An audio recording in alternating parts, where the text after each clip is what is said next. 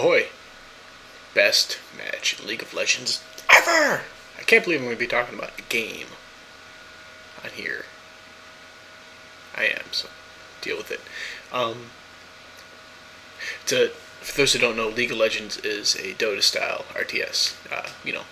Assault one base, defend, kill heroes, creeps, you get all that kind of stuff. And we got wrecked for like almost an hour. We were playing for right about an hour, but right from the start up until about the 50-minute mark, we were getting face rolled. And there's a boss, for those who don't know, and they're called Baron. If you kill him, you get a buff, and that's when you kind of make your final push to destroy the other base.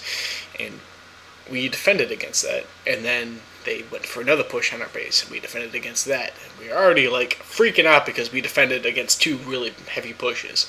So we decided to be offensive, and we go off, and we come back, gank a group in the woods, slaughter them, and sneak in like a backdoor that we made in their base to win the game. And it was the most intense thing ever.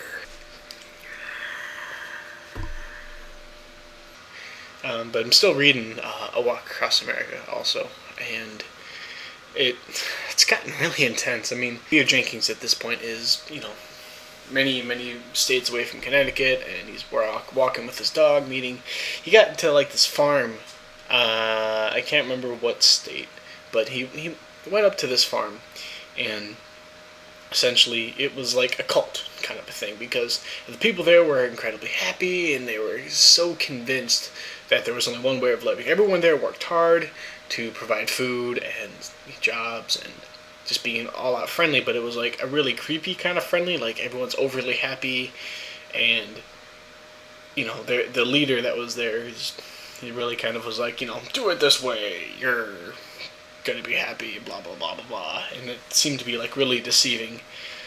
So that was kind of creepy. Also, there is where his dog. I'm sorry for the spoiler alert. I'm sorry, but if you don't read it, it's okay. But you really should. Got ran over, but his dog ends up dying. But he describes it in such a way where you almost like start breaking down because you can just sense his loss.